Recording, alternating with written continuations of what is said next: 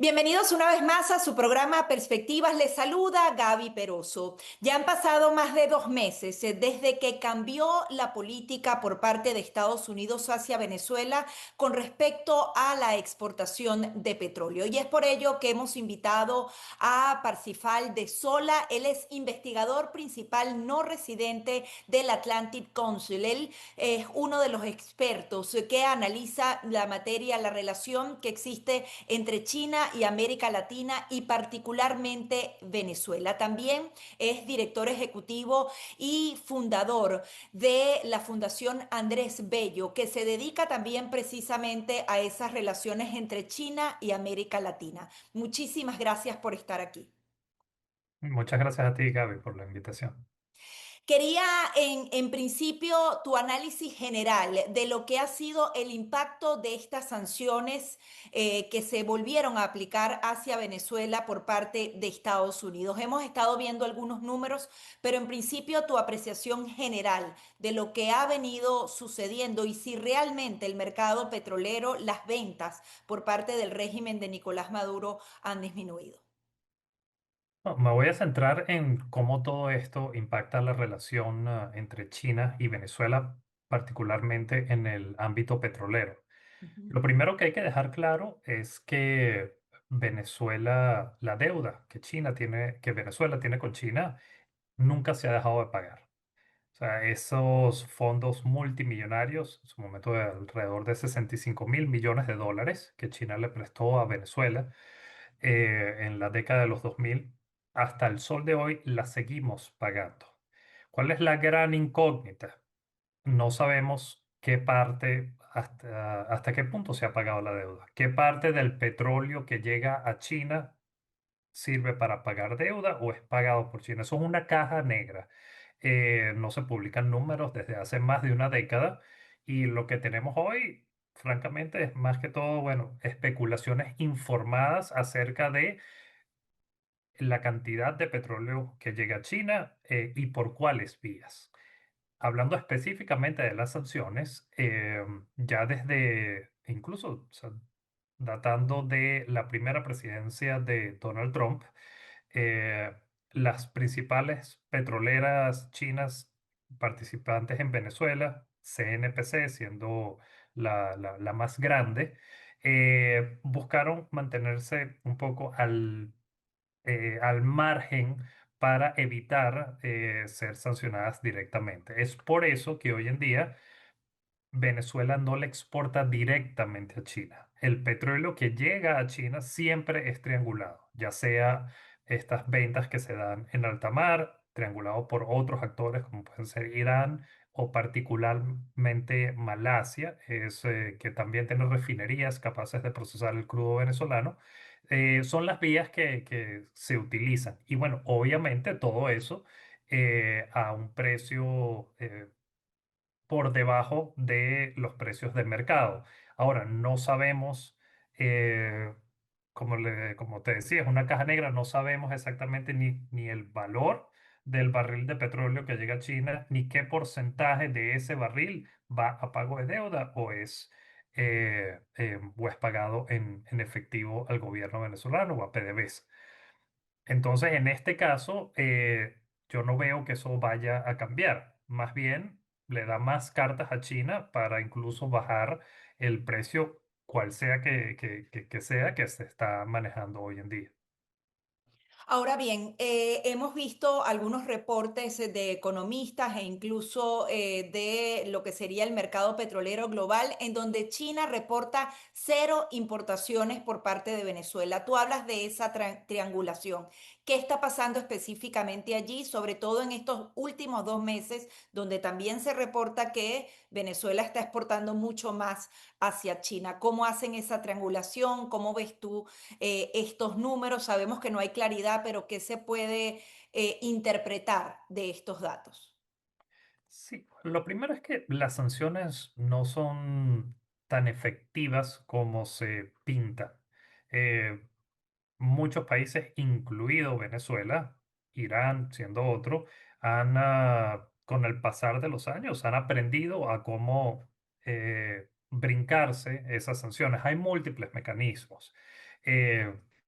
desde cosas más crudas como el mismo uso de criptomonedas hasta ventas en alta mar cambiando las banderas de los barcos, apagando los rastreadores de los barcos para no registrar la vía de navegación y cómo llegan estos barcos hasta China. Entonces, esta estrategia de no reportar crudo venezolano en las importaciones chinas es parte de todo eso.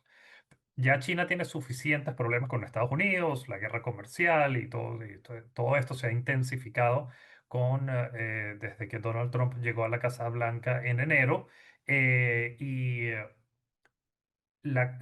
caso venezolano eh, no es necesario adentrarse en el caso venezolano para exacerbar los problemas que ya tienen con Estados Unidos. Entonces, todo esto sucede de una forma de que China puede perfectamente decir, mira, aquí están los números de nuestras importaciones, todos los registros portuarios del ingreso petrolero al país y Venezuela no pinta por ningún lado.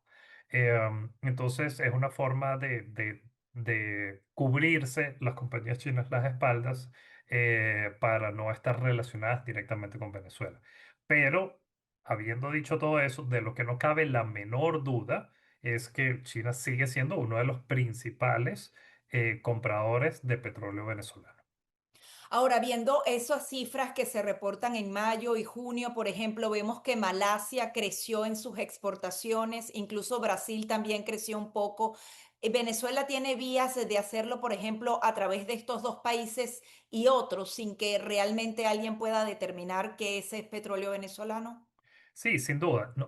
A través de Brasil no sabría decirte, pero Malasia ha sido el principal canal desde hace ya más de una década Ujú. para la triangulación de petróleo. Además que lo que te mencionaba, Malasia es uno de los pocos países a nivel internacional que también tiene refinerías capaces de procesar el crudo pesado venezolano.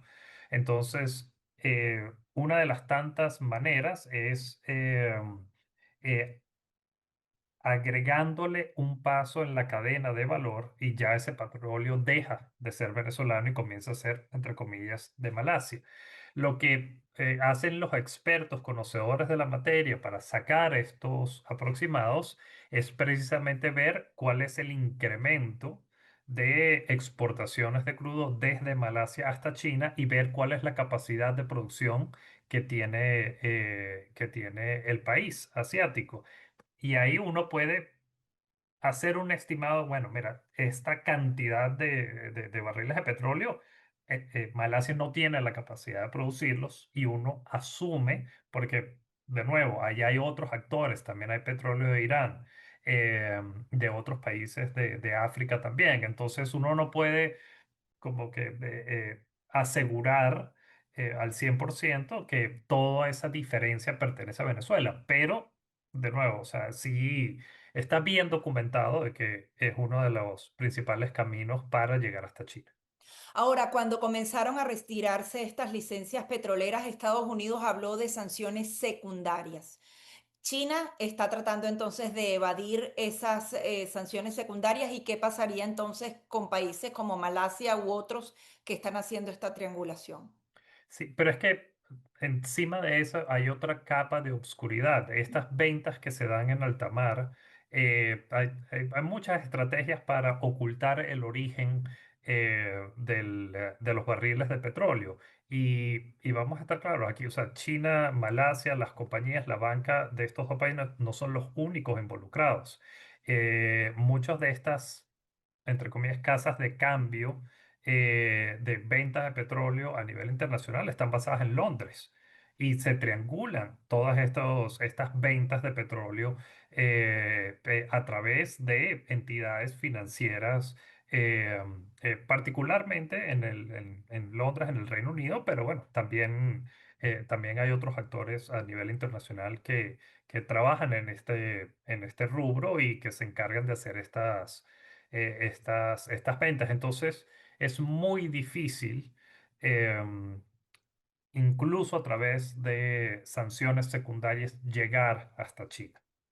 Ahora, esas sanciones secundarias podrían ser para particulares, para empresas, por ejemplo, como sucedió en algún momento con Rosneft, la rusa, o van directamente a los países, porque justamente se hablaba de eso, de un arancel adicional a la nación entera por simplemente negociar con petróleo venezolano. Más o menos para que la audiencia entienda un poco el carácter de este nuevo tipo de sanciones. Sí, bueno, eso francamente es bastante difícil de predecir Ujú. por la naturaleza irracional de muchas de estas, de las políticas arancelarias de Estados Unidos, que un mes la Casa Blanca dice una cosa, al mes siguiente dice otra. Entonces, francamente, yo no sabría predecir si esto va a ser aplicado a China como país, cuál va a ser la evidencia que van a presentar detrás de una acusación de ese estilo, si va a ser únicamente a la empresa, porque francamente Estados Unidos no ha dado ninguna señal clara de cómo serían aplicadas esas sanciones. Ahora bien, para usted, en los últimos meses se ha visto fortalecida la relación comercial entre Venezuela y China a causa de las sanciones de Estados Unidos. ¿Cómo podría describir la situación actual luego de la retirada de las licencias a empresas europeas y norteamericanas? Yo diría que para nada. La posición de China en Venezuela es, ha cambiado drásticamente en la última década de mal para peor. Si bien frente a las cámaras sí se ve mucha parafernalia, hemos visto al embajador Lan Hu siendo muy activo visitando de distintas partes del país, reuniéndose con embajadores, con el mismo Maduro y su círculo cercano. El hijo de Maduro ha visitado China múltiples veces en el último año, Delcy Rodríguez también. Entonces, pero esto francamente es mucho más ruido y propaganda que sustancia. Si vemos las exportaciones, poniendo el petróleo a un lado, las exportaciones de Venezuela a China no han aumentado de ningún tipo, porque nosotros únicamente, o sea, el 90 y tanto, 90 y alto por ciento es petróleo e hidrocarburos. O sea, nosotros no exportamos ninguna otra cosa a, a China. Segundo, ¿qué exporta China a Venezuela? Electrodomésticos o productos de muy poco valor agregado. Eso tampoco ha aumentado. Y China dejó de prestarle dinero a Venezuela. El último préstamo fue en el 2016. O sea, estamos hablando que eso fue hace casi una década. Eso habla muchísimo de cuál es el estado actual de las relaciones, independientemente de que muchos altos representantes del gobierno venezolano han ido a China francamente, a suplicar por una mayor inversión, mayor participación, nuevos préstamos, cosa que el gobierno chino no ha estado dispuesto a hacer por una trayectoria de 20 años que económicamente hablando ha sido un total fiasco, al punto de que todavía estamos pagando una deuda que se supone debió haber sido pagada hace más de 10 años. Entonces, hay una lección aprendida por parte de China de que en Venezuela no se puede trabajar y no va a haber ningún tipo de beneficio económico, y por esa razón no hemos visto ningún tipo de nueva inversión o inyección de capital en el país. Ahora, con respecto a, o sea, China seguía siendo el mayor comprador de petróleo a través de diferentes vías, incluso por encima de Estados Unidos, antes de que se levantaran las licencias. Ese número se mantiene igual, es decir, China no está sustituyendo a Estados Unidos, por lo menos en estos meses, más o menos cómo se ha venido comportando sin las licencias petroleras, específicamente esa colaboración energética entre China y Venezuela.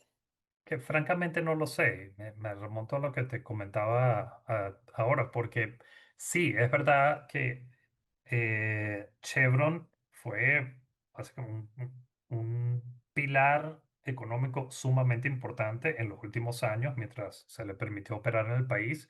A la salida de ellos, eso queda muy en el aire.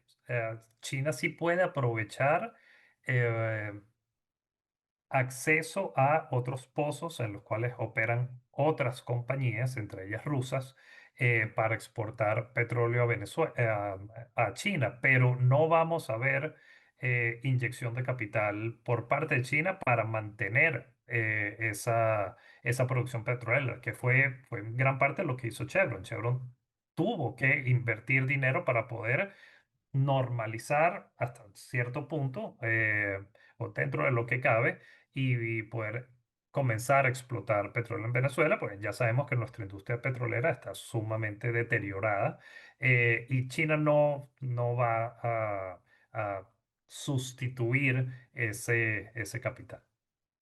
Quería tu análisis con respecto a la influencia que tiene Estados Unidos actualmente en la región y la que tiene con China. Sabemos que de alguna manera compiten para tener un liderazgo. Sin embargo, China en las últimas décadas se ha convertido en el principal socio comercial de gran parte de los países de la región. ¿Cómo ves tú esta competencia? ¿Qué puede estar perdiendo Estados Unidos en el avance que ha tenido China en diferentes sectores en América Latina? Lo primero que yo diría al respecto es que esta competencia comenzó hace muchísimo tiempo, sin China siendo parte de los competidores. Ujú.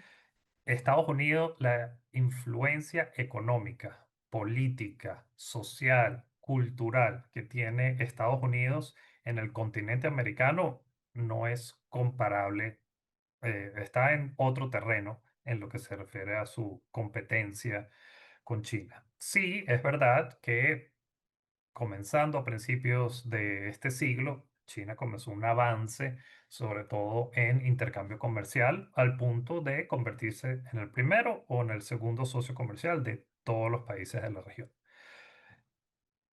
Pero cuando uno le pone la lupa a ese comercio, hay una historia distinta a el titular de que China se está apoderando económicamente de la región. Y lo cierto es que ese comercio no está diversificado. Siguen siendo la misma cartera de productos que la mayoría de los países en la región históricamente han exportado. Recursos minerales, industria minera, hidrocarburos. Con excepciones como Brasil y México, que sí tienen una base industrial importante y hay que terminan compitiendo con China en muchos sectores. Lo cierto es que el resto de la región no tiene una diversificación de productos que exportar a China. Entonces es básicamente un nuevo mercado que se abrió para los productos tradicionales. Entonces, eso no necesariamente se traduce en una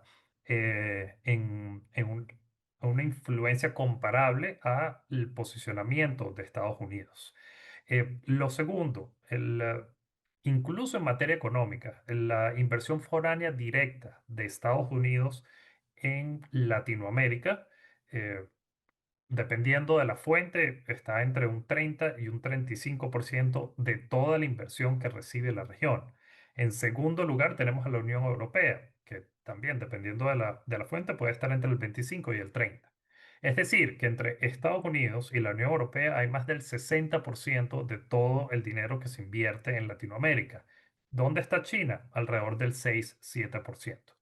Entonces, es decir, decir que China se está convirtiendo en uno de los principales motores económicos de Latinoamérica, cuando uno ve los números y los desagrega, simplemente no es cierto. Sí es un actor sumamente importante por la cantidad de recursos que compra, pero en cuanto a dinero que invierte, no es un jugador importante. Estados Unidos sigue siendo 7, 8 veces más importante. Eh, si hay un detalle acá que ¿dónde se está invirtiendo ese 6-7%? Eh, Y ahí es donde sí podemos hacer un pronóstico de unas dependencias que se van a crear a futuro que pudieran traerle problemas a muchos países en la región. Ese 7% usualmente está enfocado en temas de tecnología verde, es decir, carros eléctricos, baterías, infraestructura en materia eléctrica. Hay mucha participación de empresas chinas en represas, en construcción de vialidad para facilitar transporte de minas hacia los puertos. Es decir, hay un objetivo bastante claro de las empresas chinas y en lo que se refiere a los sectores de inversión. Y ellos se están posicionando no solamente a nivel de Latinoamérica, sino a nivel global como una potencia tecnológica en las industrias del futuro. Hoy en día, lo que son carros eléctricos, hay un dominio, eh, no diría total, pero bastante importante dentro de la industria. Paneles solares, totalmente dominado por China. Cadenas de producción dentro de baterías de litio, totalmente dominado por China. Entonces, ese ese pequeño porcentaje de inversión se multiplica en su importancia porque esas, al fin y al cabo, son las industrias donde vamos a ver un mayor crecimiento. Entonces, se perpetúa el talón de Aquiles regional, que es siempre hemos sido importadores de tecnología. No producimos, no hay transferencia tecnológica. China habla mucho de la transferencia de tecnología. No hay evidencia alguna de que las compañías chinas estén transfiriendo tecnología a nuestros países. Eso se hace mediante políticas industriales. Usualmente cuando me preguntan qué podemos hacer los países latinoamericanos, China es un gran ejemplo de cómo se logra la transición de la transferencia de tecnología por medio de una política industrial donde básicamente obligaron a las compañías de pioneras en los 90, en los 2000, incluso en la década pasada, teniendo acceso al mercado chino y eso poniendo el espionaje a un lado, que también es un factor importante, pero lo cierto es que precisamente por el atractivo del mercado chino, muchas de estas empresas tuvieron que formar alianzas con empresas locales y es una de las razones por las cuales China se ha convertido en una de las potencias tecnológicas. Nosotros, en lo que se refiere a agroindustria, que es uno de los factores que se habla muy poco, eh, China es totalmente dependiente particularmente de Sudamérica, para alimentar a su población. Eso es una carta sumamente fuerte, pero, de nuevo, requerirías de una política industrial de Brasil, de Argentina, bueno, una Venezuela distinta, capaz de desarrollar esa industria, Colombia, Perú, bueno, la lista es larga. Eh, es decir, sí, China es la segunda potencia más importante del mundo, pero eso no significa que nuestros países no tengan cartas que jugar. Lamentablemente, se desconoce mucho de cómo China opera, se desconoce de cuáles son nuestras fortalezas y no hay unas políticas industriales que ayuden a traer esas cadenas de producción a la región. Ahora, con respecto a diferentes decisiones que ha tomado Estados Unidos con esta administración, el tema de Panamá, de tratar de poner freno a través del canal a China, o las sanciones que se están aplicando a Venezuela, o incluso los aranceles que podrían comenzar a regir a partir del 1 de agosto, ¿alguno de estos puntos le da ventajas o más bien frena un poco el avance de China en Latinoamérica y particularmente en Venezuela? Esos frenos son puntuales. Esos son medias tintas que pueden cambiar con un nuevo gobierno en Panamá. Eh, Ujú. Hace unos días, la administración de Trump mencionó que iba a incrementar 50% los aranceles a Brasil. Y esto han sido una serie de amenazas, una tras otra, que están cambiando de nuevo de mes a mes. Esto puede ponerle un freno a la expansión económica de China en algunos de los países, incluidos Panamá, incluido Venezuela, pero a mediano, largo plazo, esto únicamente va a beneficiar a China. Mientras menos predecibles sean las políticas económicas de Estados Unidos, mientras Estados Unidos esté dispuesto a, y no tiene otra palabra, a utilizar coerción económica en contra de los países latinoamericanos, ya ese atractivo que tiene, que siempre ha tenido, bueno, por lo menos en el último siglo, Estados Unidos, em, se va erosionando y China está más que dispuesta a llenar esos espacios, no todos los espacios económicos, es importante que quede claro. La desaparición de organizaciones de financiamiento para el desarrollo como USAID, eso va a quedar vacío. China no tiene intención de llenar esos vacíos de desarrollo, de financiamiento para el desarrollo. No es parte eh, eh, de su repertorio de herramientas financieras y tampoco está en sus intereses políticos.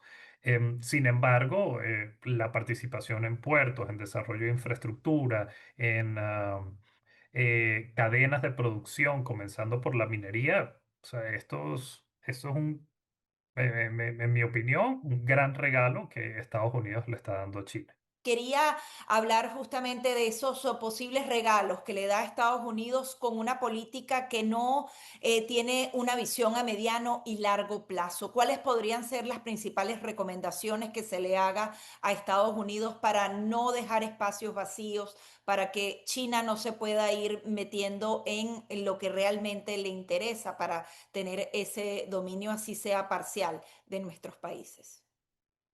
Bueno, lo primero es que se necesita una política no necesariamente para Latinoamérica como región, porque vamos a estar claros, Latinoamérica es una región sumamente diversa. O sea, Ujú.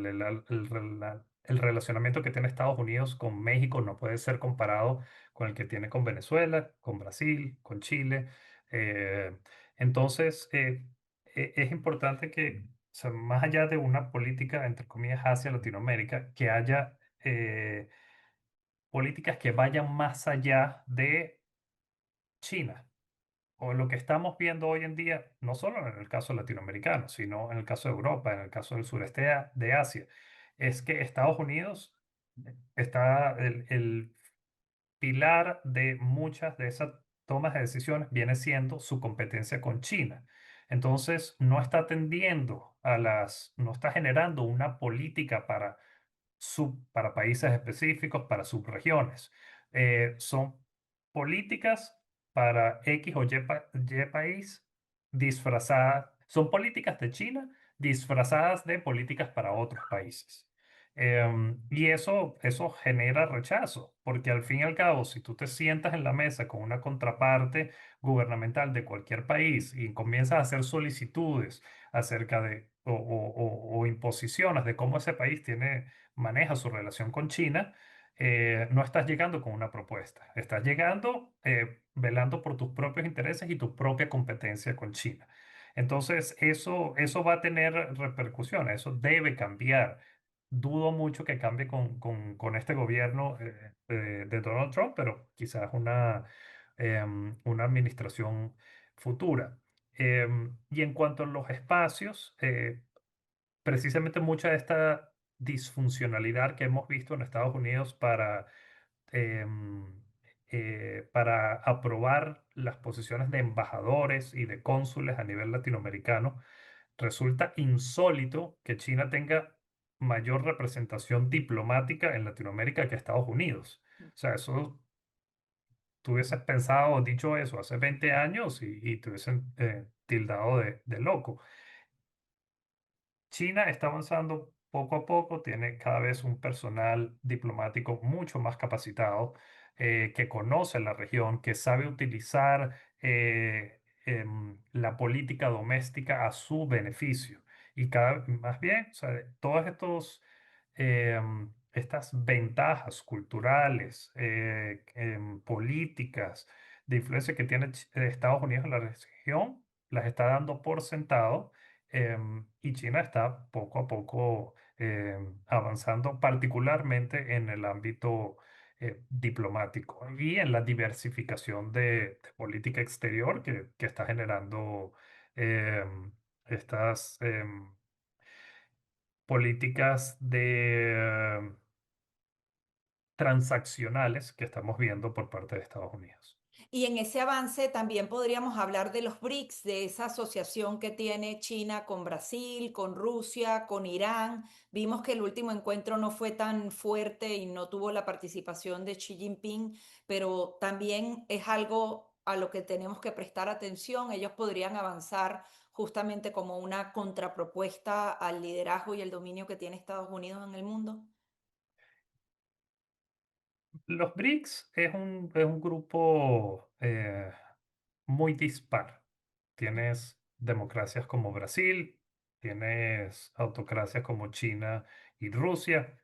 Rusia siendo un país sumamente beligerante, hoy en día con la invasión y la guerra en Ucrania. Em, entonces, hay muy pocos intereses que unen a este grupo de países. Entonces, que ellos en realidad ofrezcan una contrapropuesta más allá de simbólica, cada vez que hay estas grandes reuniones, se habla de multilateralismo, se habla de alejar a la economía global de la dependencia del dólar. Es mucho más simbólico y retórico que práctico. Se ha hablado de una moneda de los BRICS, o sea, eso no tiene cabida en ningún lado. Entonces, sí son, o sea, sí ejerce un contrapeso, eh, pero yo diría que es más para alejar a los países de un relacionamiento cercano con Estados Unidos para que diversifiquen su relacionamiento. Y ya eso sería una gran diferencia del mundo que hemos vivido en los últimos 50, 60 años, especialmente en Latinoamérica, donde Estados Unidos ha sido bueno, la potencia hegemónica que ha, para bien o para mal, ha propiciado un crecimiento económico sumamente importante en nuestra región. Ya para concluir, ¿usted cree que Estados Unidos debe reevaluar su estrategia hacia Venezuela para que no solamente China, sino otros países como Rusia, como Irán, puedan seguir afianzando su relación con el régimen de Nicolás Maduro? O sea, qué recomendaría y qué debería cambiarse de la política de Estados Unidos hacia Venezuela para que ellos no se vayan más hacia sus enemigos naturales? Bueno, francamente ahí Es difícil, sí, no claro. tengo respuesta. No sabría decirte qué debe cambiar. Simplemente agregaría que China no es un actor importante en Venezuela, más allá de frente de las cámaras. Es para China, Venezuela es una ficha geopolítica importante porque es un problema para los Estados Unidos.